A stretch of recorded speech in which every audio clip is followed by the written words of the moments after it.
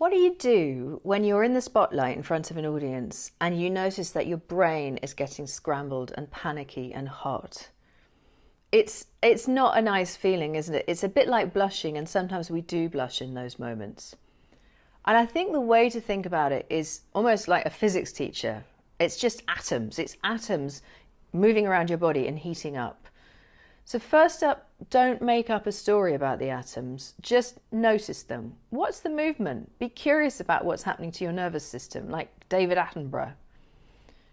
And then send the atoms out. Start to really embrace the audience. Almost imagine that you give the audience a hug and notice how that lets you fill the whole room differently. Suddenly it's not about you anymore.